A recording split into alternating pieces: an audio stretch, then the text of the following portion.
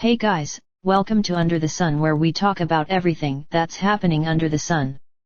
Today we are going to talk about the question a therapist asked that made everything click. Sometimes, to lead you to your own realizations, therapists may ask you questions that help you contextualize things or see something in a different light.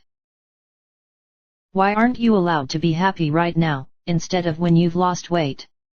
I suffer from binge eating disorder, and this is the reason I went to therapy in the first place.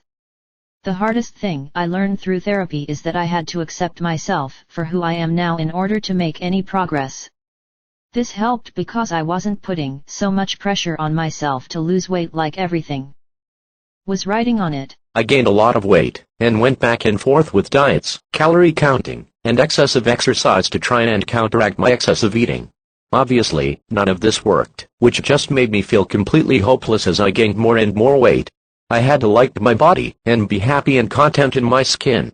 I'm happy with the way things are now, although I accept that I have to make healthier lifestyle choices, since I'm still overweight. If this sounds familiar to anyone, get professional help. You are not lazy, you have a mental health issue that needs treatment.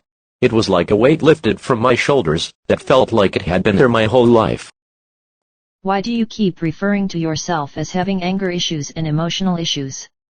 It was the first time I had even considered that the anger issues I was told I had from when I was a small child were just my family not wanting to deal with my emotional needs. I'd been gaslit my whole life to think that all of my emotions were unreasonable and extreme, when they actually weren't. I recently graduated from therapy, my choice, with the door always open to go back. It took me 1.5 years to relearn emotions, how to express myself, and not protect people from my emotions. I do feel emotions strongly. I was diagnosed with ADHD, but none of my reactions are extreme. Is that going to matter 5 years from now? How about 5 months? 5 days? Will it even matter 5 hours from now?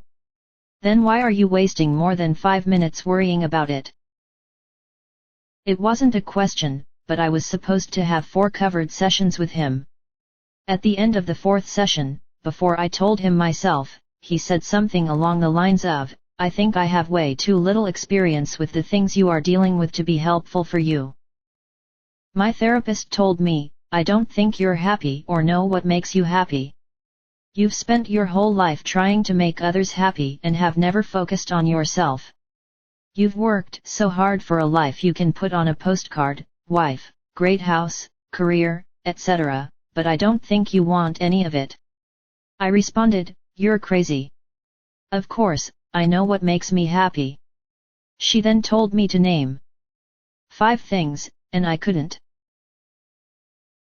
This conversation made me significantly change my ways, and has probably been the single most impactful statement in my entire life. In regards to negative self-talk, the things that you say about yourself, if your closest friends were depressed and going through a hard time, would you say the same things to them? And is that working for you? She says it all the time. It's really helped me understand that there are reasons I've thought about or done things a certain way, and that isn't bad, but now that my life is different, those ways are not working for me anymore. My therapist said, "You realize you're describing domestic abuse?" I responded, "Oh, no, he's never hit me." My therapist then proceeded to explain emotional, psychological, and financial abuse. If you weren't related to your relatives, would you be friends with them? If not, then why does it matter so much to you what they think? Do you think that story you're telling yourself is accurate? For me, when my therapist asked me this, it was in the context of my anxiety. I was discussing my, at the time, recent breakup with my long-term partner of 7 years. I told my therapist I felt like I was a terrible person for wanting the breakup because we were growing apart. And it just clicked in my head that I was feeding myself a narrative to justify my thinking I was a terrible person. I thought we could work through our differences, and come out of it stronger, but it just didn't end that way, unfortunately. To paraphrase, she said, "You've told me that people always comment how sweet of a person you are, how helpful you are at work, that you're a great listener and a considerate person. Do you really think your motive for ending the relationship was done in malice? Now, when I feel that way, I take a moment to assess the context. Am I feeling this way because I'm actually behaving irrationally, or can I give myself credit for looking out for my mental health? Please like, comment, share and subscribe to Under the Sun.